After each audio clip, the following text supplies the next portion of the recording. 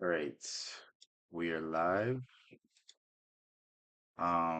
Today we're gonna go over how to affirm life, which is definitely about the eternal recurrence, but when is it not a good excuse to talk about Nietzsche? I think he has some of the most fascinating ideas among every philosopher that I've studied. I think he's definitely up there in terms of his wit, and unfortunately, he wasn't able to listen to his own advice, and I think that's the one caveat with him. That's the one thing that you can say about him is that he couldn't listen to himself, and in some way that diminishes his credibility. But I don't think it really should. I don't think it should steer you away from studying him because you know it's it's one thing to say something, it's another to do it, and I think it's a lot harder to have the courage to do that.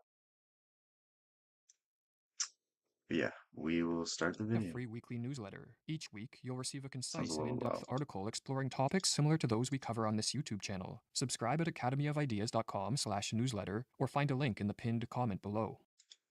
It's easy to be a naive idealist. It's easy to be a cynical realist. It's quite another thing to have no illusions and still hold the inner flame.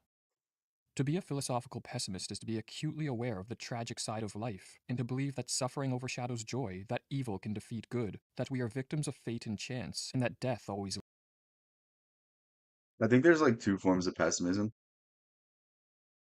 I don't know if there's a term for this. I don't know if it's coined, but essentially, I see the difference between a nihilist and somebody who's not a nihilist with the ability to laugh. Like Camus doesn't come off as a nihilist. Some people classify him as an existentialist, but he's really an absurdist. And it's he doesn't believe that there's meaning, but he believes that there doesn't matter. And it's like same thing with Schopenhauer. I don't think Schopenhauer is an overly negative person. I just think that they kind of had a different way of describing this. It was more of semantics than it was of anything else. Lurks. Many consider philosophical pessimism to be a depressing and life denying outlook that reflects an inability or refusal to acknowledge the positive aspects of life. But according to the philosopher Friedrich Nietzsche, there is a variant of philosophical pessimism that reflects the most life affirming state that one can achieve. Nietzsche called this a pessimism of strength, and in this video, we explore the nature Ooh, I don't know what this of this is. pessimism and explain its relation to personal Okay, greatness. I'm gonna have to In pay his attention. autobiography, Nietzsche wrote, "Is pessimism necessarily a sign of decline, decay, malformation, of tired and debilitated instincts, as was the case among the Indians and appears to be the case amongst us modern men and Europeans? Is there a pessimism of strength? Is there an intellectual predilection for the hard, gruesome, evil, problematic aspect of existence, prompted by well being, by overflowing health, by the fullness of existence? Is it perhaps possible to suffer precisely from overfullness?" Is it perhaps possible to suffer precisely from overfullness? That's such an interesting question. And I think this is something that we see really being discovered today. I mean, think like there's never been more buying capacity in the United States, and yet things have never seemed worse.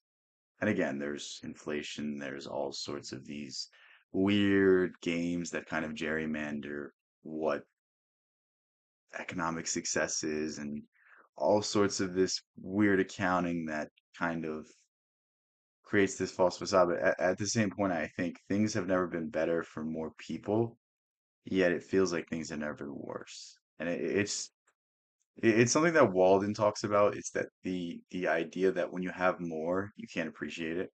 When you have more, you need more. And it's the fact that everyone has so much that is really making people not understand their blessings.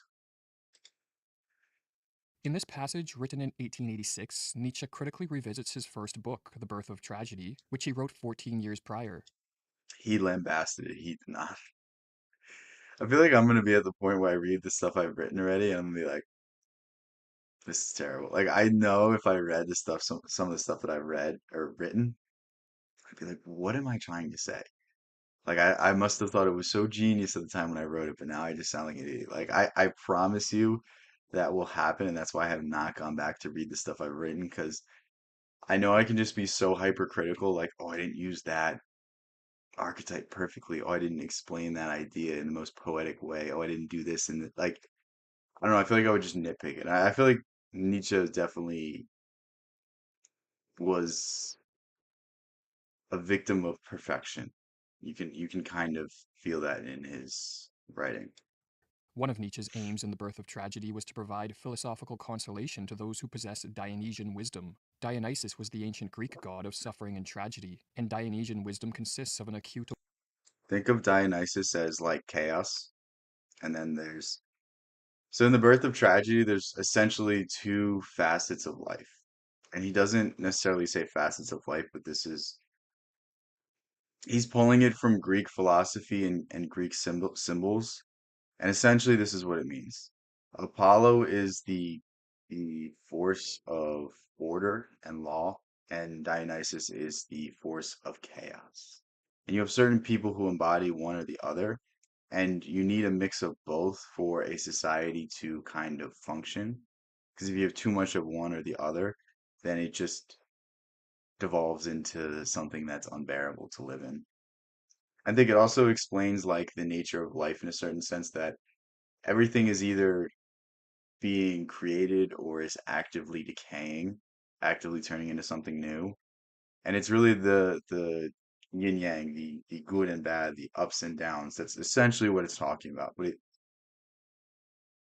I mean, this is something that the Greeks really, I've never seen anyone else talk about this. I wish I had, because I'm just purely theorizing on this. But I wonder how much of the Greeks are purely using these entities as symbolic representations and as placeholders to kind of explain phenomena.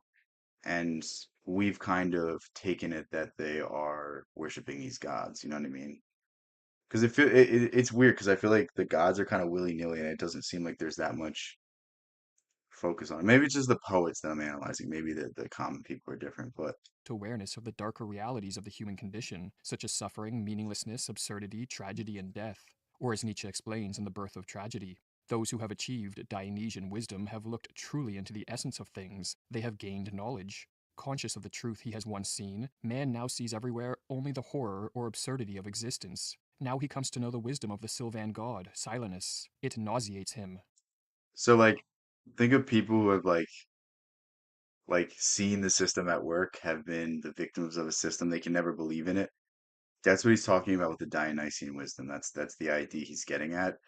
So like somebody who's wrongly convicted, they're never going to believe in the system again. Somebody that has been wronged and there was an injustice, they're not gonna trust these forces. They've seen it not work from the first hand. But when you go on the news and you think of like how these people talk about the institutions and they don't even recognize some of the awful things that every institution has done throughout history. And it's just like the cognitive dissonance, like that's the idea he's talking about here. Certain people see beyond that.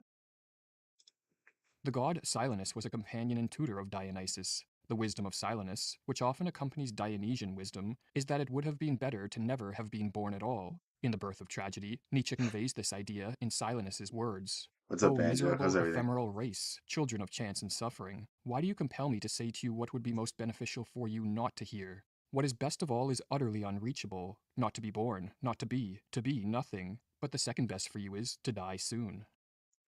What? I don't like this. None of this ever makes any sense to me. The second best for you is to die soon. Like there's people that like think this is like a philosophically deep question, but it really isn't. Dionysian I'm wisdom pretty and the good. I can't wisdom of complain. What about Silenus you, man? represent a profound form of pessimism that can be anti life and antithetical to well being. In gazing into the proverbial abyss of existence and seeing horror and absurdity, one can develop a deep disdain of life which metastasizes into a self hatred or even a hatred of humanity. The wisdom of Silenus can lead one to accept antinatalism, which is the view that it is better not to be than to be, and so bringing children into this world is unethical. I mean, I don't. This argument makes zero sense to me because it's like I really don't like. Have you ever heard someone say like it's they didn't consent to be born? It's like okay, but do you not want to be born? And it's like I think it's not really a selfish thing like having kids. It's a selfless thing. I mean, maybe it is to first have kids, but to take care of them, to raise them, like you're sacrificing a part of your capacity for someone else. So there's almost something noble in it. I've seen like people talk about this stuff, and it's just like, what went wrong in your life to like hold these ideas? Like, it's just such a weird thing to fixate on. I need to like think about it more before I can even This explain it. pessimistic wisdom can also serve as a precursor to passive nihilism, or the conviction that if life is fundamentally tragic and meaningless, there is no point in doing anything at all. Or as Nietzsche wrote, insight into the terrible truth outweighs every motive for action. In The Birth of Tragedy, Nietzsche offers a remedy for those troubled by pessimistic wisdom. This remedy involves shielding ourselves from the terrible truths of the human condition by living as much as possible within the beautiful illusions provided by art. Or as the philosopher Christopher Janaway writes, for Nietzsche, art is the production of beauty that deceives, and truth is not only ugly, but so ugly that we could not live without obliterating it by falsifications of some kind. I don't really see that, but While Dionysian wisdom pierces into the depths of existence and finds it absurd and horrifying, art transforms life into what Nietzsche called an aesthetic phenomenon. Art selects and strengthens what is beautiful, it hides or corrects what is ugly, and in this way the terrible truths of life are, in the words of Nietzsche, at least veiled and withdrawn from sight. Or as Nietzsche put it, art is a redeeming, healing enchantress. She alone can turn okay. So this is where you see the Schopenhauer influence in Nietzsche, where he's like, I hate when people throw in the word pessimism because he's just like if you break down anything, you can deconstruct it. There's no such thing as absolutes. There's no such thing as an institution that's never done anything bad. And it's like you can literally destroy every single argument by finding one exception. And it's like, is that is that productive? Does that do anything? It really isn't in the end. It really is just like nonsense and just overthinking for the sake of overthinking. I don't like how fast this guy talks. I have it sped up. turn these nauseous thoughts at the horror or absurdity of existence into ideas compatible with the life. The idea that art offers us consoling illusions that can help us endure life led Nietzsche to state that, without music, life would be a mistake. Or as Nietzsche I think Nietzsche has a deep appreciation for art, but it's weird how he didn't understand what art really was. Because I mean ultimately he became mad because of his lack of recognition. And that's the antithesis to art. You know, true art, true expression is creation for the sake of creation, creation for the sake of passion, creation for the sake of being venerated by others. Nietzsche wrote, truth is ugly. We possess art, lest we perish of the truth. Art, in which precisely the lie hallows itself, in which the will to deception has good conscience on its side. Nietzsche never entirely abandoned the idea that art can serve as an antidote to Dionysian wisdom, yet later in life he grew increasingly dissatisfied with this remedy. One of art's limitations is that it is impossible to remain perpetually enveloped in beauty, as reality continually pierces artistic illusions. Furthermore, there are moments in life when the weight of evil, suffering, or absurdity are so heavy that the illusions of art offer little to no consolation. The beauty of art, therefore, can only help So like I don't really know if this is the correct interpretation because to me Nietzsche said it saw everything as subjective. Everything was purely a representation of the beholder, so it's, you know, purely based on what you're trying to perceive. So to me, I think this is somebody taking it through his lens. I don't know exactly the idea he's talking about here though, so us endure life. Or as Nietzsche put it, as an aesthetic phenomenon, existence is still bearable to us. Many of us, however, want to do more than just bear life. We want to embrace, affirm, and love it.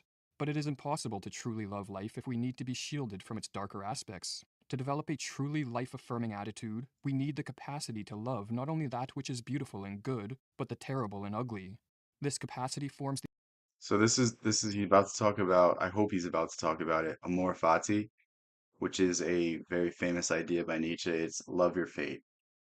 And the idea behind this is that everything that has happened to you, every experience, every bad thing, every good thing has led you to exactly where you are and exactly who you are. So without those things, you wouldn't be this person. So you have to love it because it's all that you have. You have to embrace it because it's made you strong. It's made you learn these lessons. It's made you intelligent. It's made you this. It's made you that. Whatever it is that you like about yourself, your experiences have given you this gift. And that's really, 'cause I necessarily don't see Nietzsche as a pessimist. I see him as almost an idealist in a certain sense. the essence of what Nietzsche called a pessimism of strength. or as he wrote in The Will to Power. Let us dwell a moment on this symptom of highest culture. I call it the pessimism of strength. Man no longer needs a justification of ills. Justification is precisely what he abhors. He enjoys ills. He finds senseless ills the most interesting. If he formerly had need of a god, he now takes delight in a world disorder without God, a world of chance, to whose essence belong the terrible, the ambiguous, the seductive. This pessimism of strength ends in an absolute affirmation of the world. Few possess the capacity for a pessimism of strength. Most people are cowards in the face of the darker realities of life, and if they focus on So it's essentially giving up all, I wouldn't say hope. I don't necessarily think you could ever give up hope. But what he's saying is the illusion of institutions, the illusion of community, the illusion of everything that we hold dearly and kind of just laughing. I mean, as George Carlin does when he, gets up and does some stand up, he's laughing and making fun of how dumb everything is. And like pessimism of strength is essentially the capability to see everything burning around you and just smile and just laugh and just enjoy it.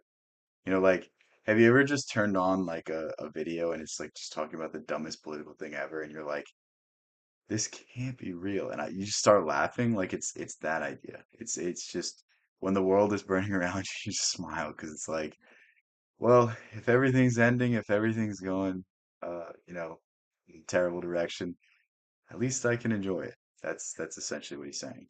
these realities for too long, they succumb to despair. A myriad of defense mechanisms, therefore, shield most people from an awareness of suffering, evil, and death. Only those who are strong, resilient, and overflowing with vitality have the power to face the horror or absurdity of existence and affirm it. Into all abysses I carry the blessings of my saying yes, wrote Nietzsche in Ecce Homo. To understand how to cultivate a character capable of absurdity of existence and affirm it. Into all abysses To all abysses, I carry the blessings of my saying yes. So again, he's not saying it, but Nietzsche has a very, very, very important idea of amor fati, love your fate, love everything that happens to you, and this is the idea being carried over. It's accepting everything that happens, accepting the horrors, accepting the fears, accepting everything that you don't like that is happening to you. Because if you accept it, then you can do something about it. But if you deny it, then you're just a ostrich, then you're somebody hiding from the truth. And it's better to see the truth if it's bad than live a lie and, you know, never know. I think there's a certain level of ignorance that most people walk around with, myself included. It really depends on the context we're talking about, but like, have you ever seen somebody who's like clearly in a bad relationship, who's clearly getting treated poorly and they're probably getting cheated on, and you try to tell them and they're like, no, it's not happening. It's like that's some ostrich shit. That's some, shit that if you don't deal with now, it's gonna get a whole lot worse. And essentially, this is the idea he's talking about. People do this, but it's generally on a much larger scale. I carry the blessings of my saying yes, wrote Nietzsche in Ecce Homo. To understand how to cultivate a character capable of a pessimism of strength, we must explore Nietzsche's insights on how to cultivate greatness. My formula for greatness in a human being is that one wants nothing to be different, not merely bear what is necessary, still less conceal it, but love it. Again, Amor Fati. He's definitely about to mention it next. I mean, that would make sense from the video perspective. For Nietzsche, the human being is not a unified, singular self, but a complex amalgamation of competing drives. Drives are fundamental forces that guide our behavior, desires, and thought patterns. On one level, drives are primitive instincts such as the drive to survive and the sexual drive. Drives also manifest as deeper psychological and existential motivations. The will to power, for example, is a drive toward growth, mastery, and influence.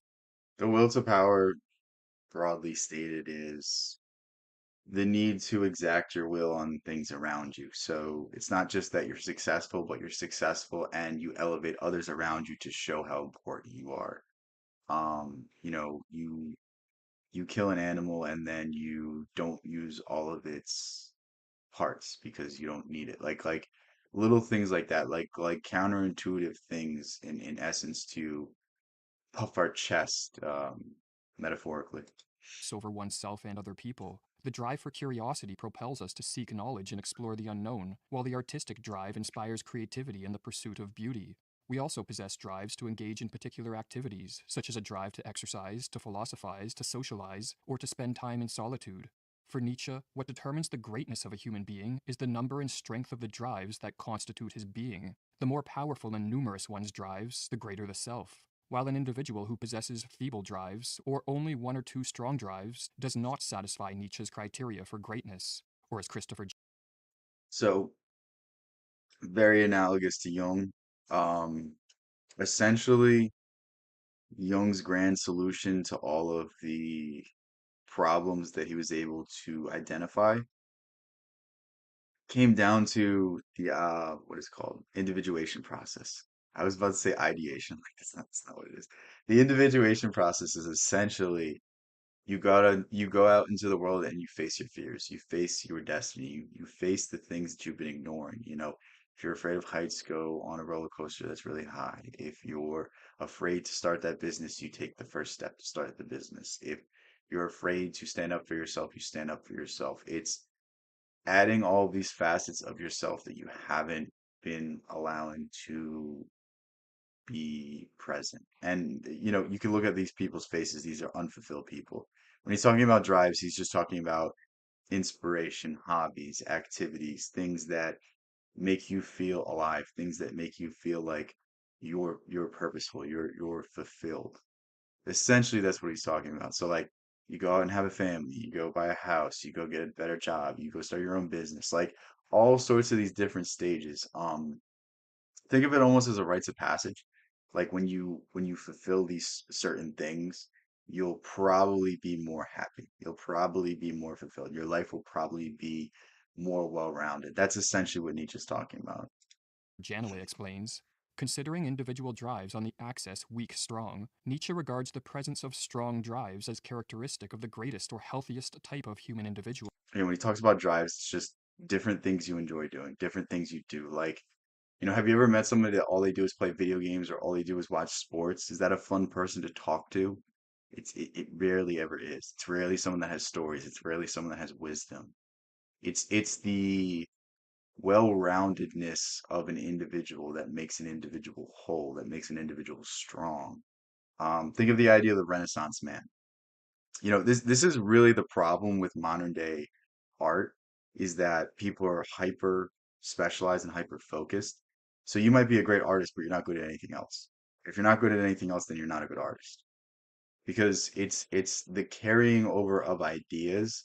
It's the multifaceted nature of the human being that created the Mona Lisa. The Mona Lisa, in broader schemes, particularly Leonardo da Vinci was well versed in human anatomy as well as science, as well as ecology. And, there was a period in his life where he studied how leaves fell and how they rotted and how they grew on trees just to paint those leaves in his paintings.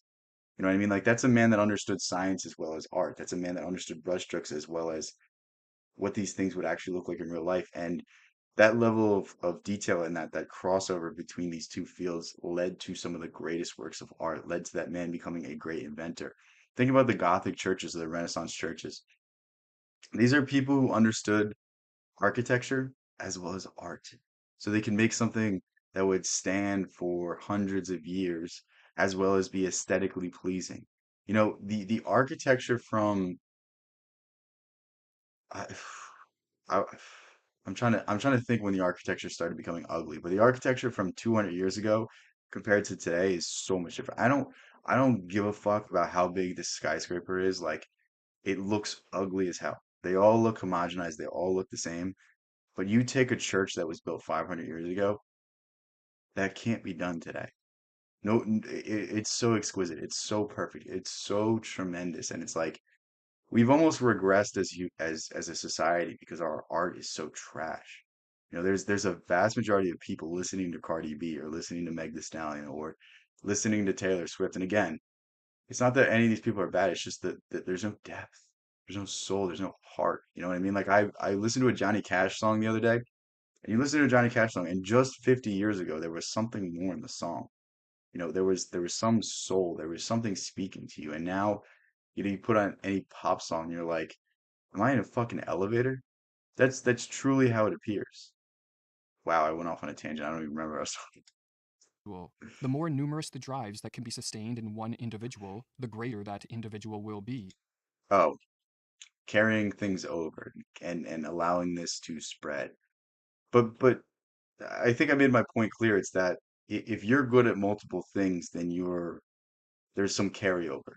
There's some overlap. Like you learn to master one skill, now you can master a bunch of different skills. You learn to read, now you can learn how to do all other things because all you need to do is pick up a book and then you can get a step-by-step instruction by someone that's better than you on how to do it. And it's these carryovers that we really need to start focusing on because the modern education system is purely meant to compartmentalize you and make you a good employee. And this is why American business is failing is because we're creating employees instead of creating people. We're creating a robot. We're creating a person specified for a specific job. And if all you can do is that job, then when a problem arrives outside of that criteria, outside of those parameters, you can't face it, you can't handle it. This helps to rule out some examples that it would be rather ridiculous to consider paradigms of human greatness. For instance, someone who has a strong, even domineering drive towards collecting stamps, together with a few more mundane drives, say to sleep and to eat, is an oversimplified individual who does not approach Nietzschean greatness, however fervent and dominant his Nietzschean greatness is individualistic. This guy doesn't know what he's talking. Okay. Nietzsche's Übermensch.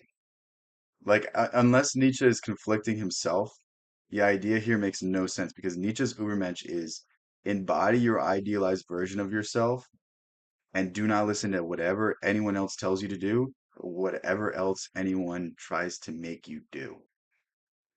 And if you live by that moral compass, if you live by your own idealized version of yourself and you're happy, you don't need to do anything else. You've already done it. You've already inspired others around you to do it. Essentially, that is the highest achievement for Nietzsche. This is where he gets really mixed in with like the wrong kind of ideas with the social Darwinism and these like, oh well, this group of people is better than this group of people. It's like this really reductive mindset that doesn't even read Nietzsche's main ideas, which is just it's so frustrating to see these interpretations. chief drive may be. And even someone whose only strong drive was to philosophize or to compose music would not satisfy this model of plenitude. To satisfy Nietzsche's conditions for greatness, we must increase the number and strength of our drives. One of the most effective ways to do this is to practice an unrestrained self acceptance that involves embracing all of our drives. The individuation process, as Jung said, go out and try to face your fears, go out and try to fulfill every aspect of yourself that you haven't been fulfilling. You know, if you are lonely, try to find a relationship. If you are bored, try to find a hobby. Maybe start a new job. Maybe start your own company on the side. Like I don't know what it is. I don't know you personally. I know what it is that I want to do, and I try to incorporate that into my life every day. And you know, the year or two that I've been doing this, my life has become infinitely better. I was gonna say infinitesimally better, but that's the wrong word. That's a Freudian slip there, right? Even those that clash with contemporary moral standards. For example, in our age, the drive for power is demonized. This is partly because modern morality has been deeply shaped by weak individuals who lack power in the belief they can attain it. Additionally, many fail to understand that power, which is the capacity to influence oneself, the environment, and other people, is a fundamental human need. The drive to dominate is another drive that society demonizes, but in its healthy manifestation, Again, it's always he's about to say it. this Never mind, I drive won't is say it. simply the desire to excel and surpass others, and is critical in the pursuit of excellence, be it in sport. See, like I think this is like what people like if someone is I don't know, this is how I was for a very long time.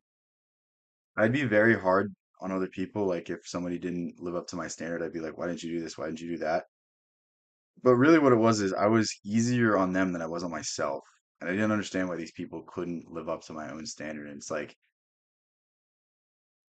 there's something to that. There's some need in myself to I wouldn't say be exceptional, but be focused, be on task on something that is rewarding to me. And it's whenever I'm not pursuing that, I feel like there's something off. I feel like there's not something right. And it's weird because I look back now and like, I would want to get certain metrics. I would want to get certain numbers. I would want to hit certain milestones. And now I really don't care about it.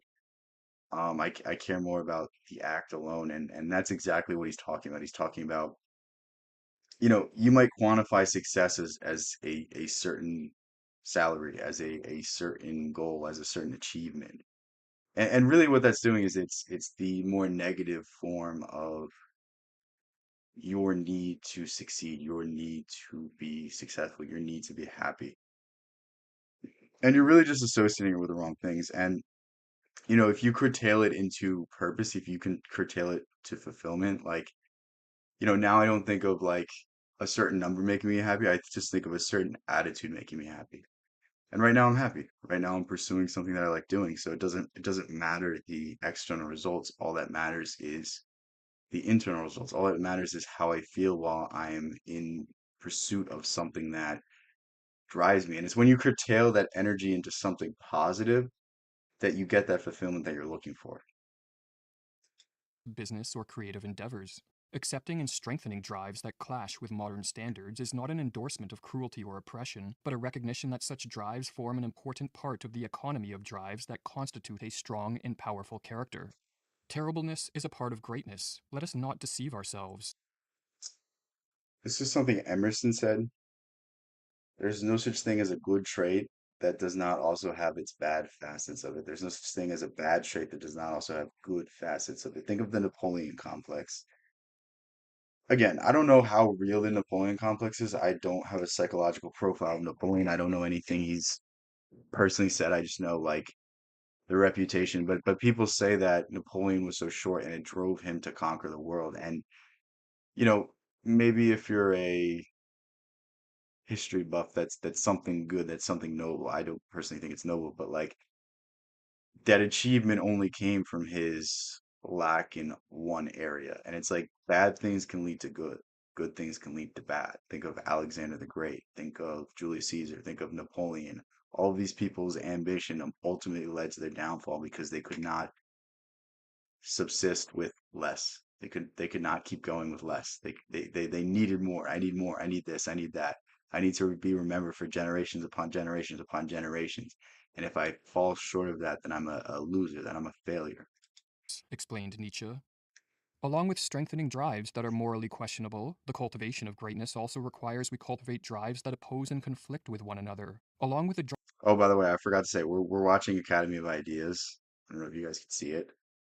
I forgot to shout that drive out for in the beginning. power and the drive to dominate, we should strengthen our drives for goodwill, cooperation, and justice. If we have a strong drive for solitude, we should strengthen our drive to socialize. We should oppose a strong sexual drive with a strong drive for self control. For the great individual, according to Nietzsche, is composed of strong conflicting drives. An So every when he's talking about drives, don't think about it like this. Think about it like emotion. Think about it like energy. You have a certain amount of energy that you can use throughout the day. You have a certain amount of emotion that you can use throughout the day. And think of each emotion as one end versus the other. And what are you putting more time in? What are you putting more energy into? So like a really good example is we have love on one side, we have hate on the other. So anytime you spend hating someone is less time you can spend loving the people that mean something to you.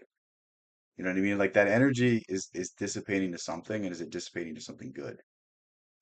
Freud said something interesting about this. I don't think he understood how deep this was, but essentially what he was saying is there's like a facet of libido, there's a facet of your sex drive that's not seeking out sexual fulfillment, it's seeking out career fulfillment, respect, your need to be liked by others, your need to be recognized for your accomplishments by others.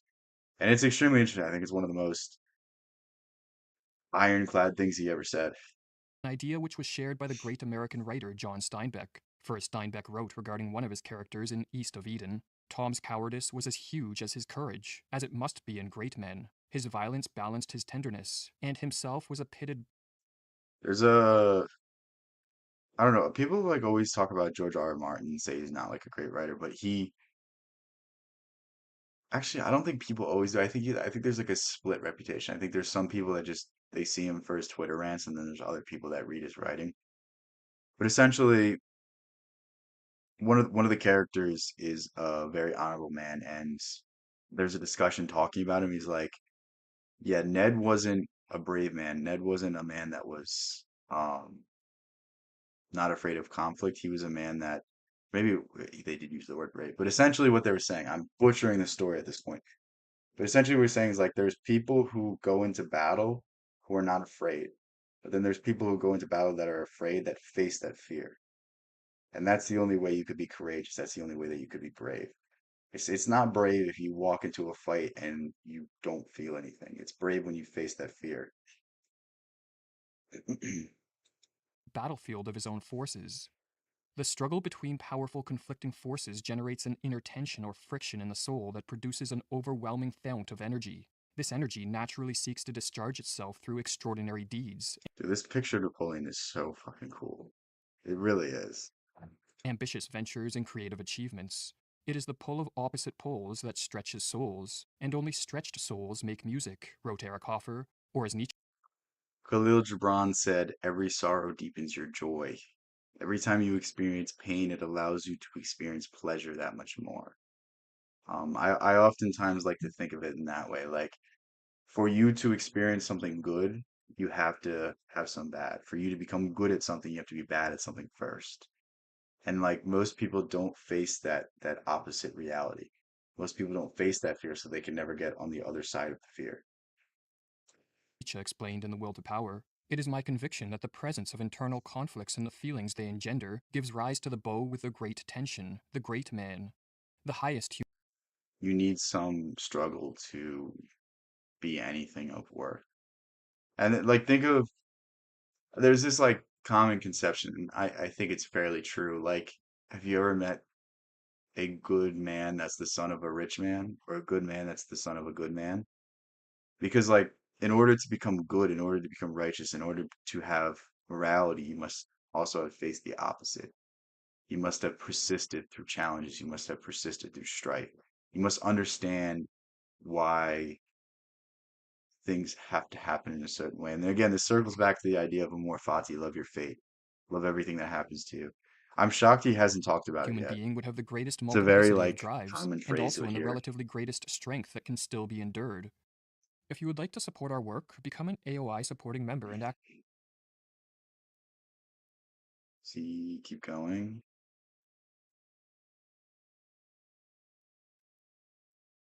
I don't know. I don't feel like he's going to say anything else that wasn't already talked about. So essentially, what we learned today was there's a certain strength that you must take upon your shoulders when you want to see the world for how it truly is, when you want to take off the rose-colored glasses. And the only way to persist through it is to find yourself through the process, is to find yourself in the madness, is to understand that there's something more on the other side. And it's when we face this fear that we have the transformation for the ultimate happiness.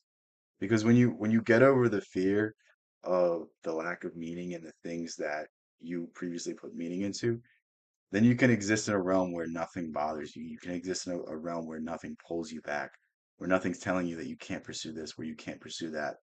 I think this is an extremely interesting point that Camus made. Essentially, what he says is that Camus believed that there was no meaning in life, and that's what it gave meaning. I'm paraphrasing, I'm misquoting him, but this is what he was really trying to say. So, like, think about it this way: if there was a set goal in life, if there was set meaning, you would have to go out and work a certain job. You'd have to go out and do this. You'd have to go out and do that. But the very truth of it is, you do not have to be a productive member of society. You do not have to follow anyone else's rules. You don't have to do anything if you don't want to do anything. And to so many people, that's scary because it means that what's the point of my life? Why am I here? Why even try if nothing ever matters? And the best part about this is you can pursue absolutely anything you want because there's no responsibility. There's nothing holding you from becoming whatever it is that you want to be. And like this is something that Jean-Paul Sartre said. You could say it. Um, Essentially, you have the ultimate responsibility. You have the ultimate decision. You control in some regard what happens to you in every scenario. And I think this is a really fascinating idea to play around with. And it's a really enlightening one because on the other end of this is the ultimate triumph, is the ultimate freedom. is the time when you wake up and you feel like you're yourself. You don't feel like you have to do this. You don't feel like you have to do that. You are guided by your own bearings. You're the navigator of your life for the first time ever. With that said, I am going to leave it here. Thank you guys for being here. Thank you guys for having a fun stream. I'm gonna stream again tomorrow at some point, hopefully earlier. I'll try to find a good video for tomorrow. This one was it was good in certain regards. I liked what the guy who made the video was saying, but some of the quotes he used there's just didn't necessarily agree with. But again, it's very rare where I disagree with this guy. I think he does a really good job. So check him out if you have not already. We're going to continue to go through channels like this because I think it's really fun to go through because it allows me to organize my ideas because otherwise my brain just goes. So like unless I'm like writing something or I am specifically talking about a singular book, I will just go all over the place. So it's good. It keeps me structured. But yeah, thank you guys so much. Thank you guys for being here. I will catch you in the next one.